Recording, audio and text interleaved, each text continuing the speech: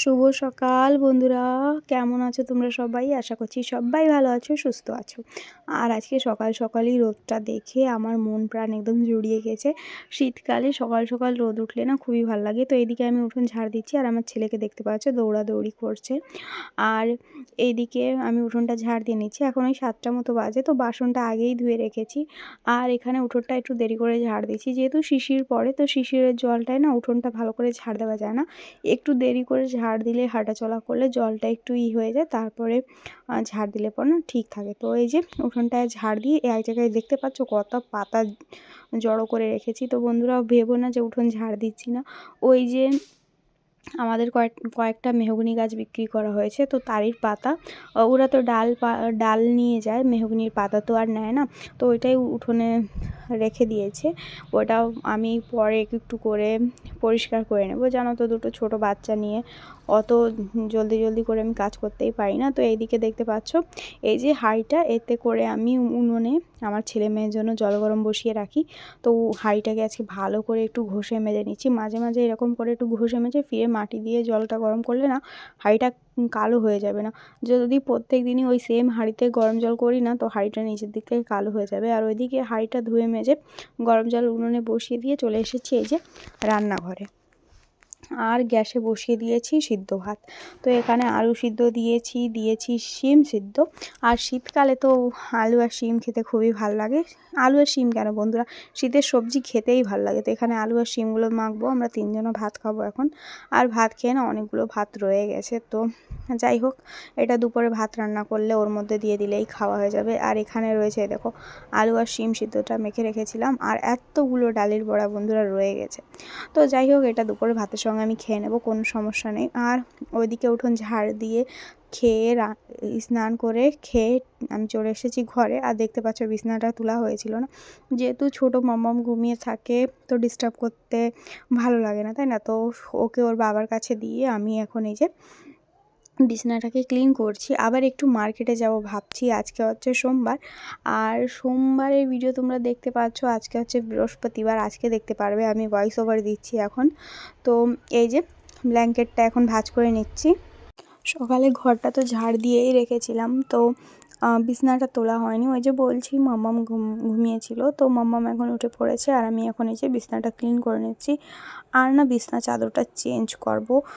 এই বিছানার চাদরটা প্রায় ৩-৪ দিন হয়ে গেছে, আর ভাল লাগছে না, জানো তো। ছোটো বাচ্চা থাকলে তো জানোই বিছানার চাদর বারে বারে চেঞ্জ করতে হয়। আমার ছোটো মাম্মাম বিছানায় শুশুপটি করে না, তবুও ওই যে ছোটো বাচ্চা, তার জন্য তো বিছানাটা চেঞ্জ করতে হবে। আর আজকে এই যে রেড কালারের এই বিছানা চাদরটা বিছাবো। তো জানো না, এই বিছানা চাদরটা নিয়েছিলাম 2 ওয়াশের পরেই এর কালারটা একদম নষ্ট হয়ে গেছে। দেখতে পাচ্ছ কেমন দেখা যাচ্ছে?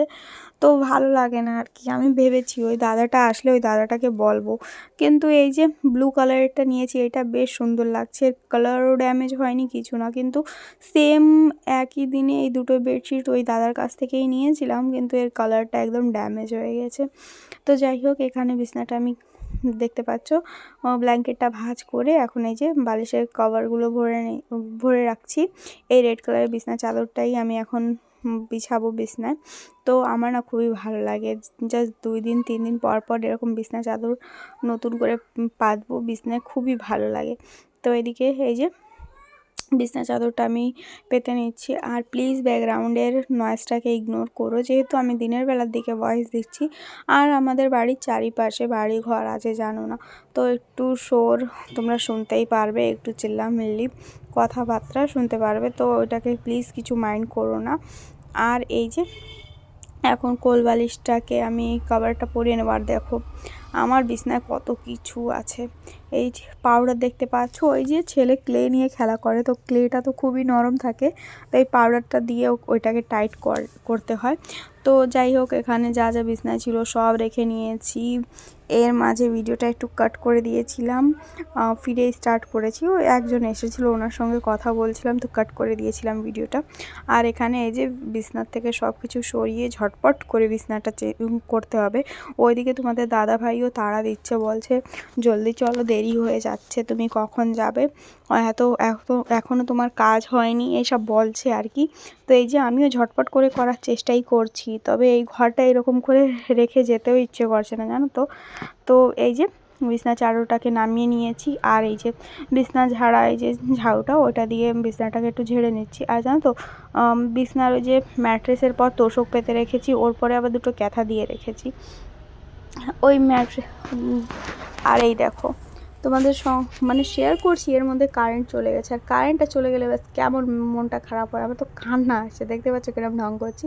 আর ওইদিকে বিছনা চাদরটা ক্লিন করে বিছিয়ে আমি এই যে রেডি হয়ে বেরিয়ে পড়েছি। আর দেখো কত কত জ্বালানি বাইরে রেখেছি। আর এই যে গাড়িতে চেপে চলে যাচ্ছে, এরকম তোমাদের দাদাভাইয়ের রিয়াকশান। ও এরকমই রিয়াকশান দেয় যখন ওকে জোর করে বলি ক্যামেরার দিকে দেখাও। তো চলে এসেছি বাজারে বন্ধুরা, আর এইটা হচ্ছে আমাদের এখানে হাট, সোমের হাট।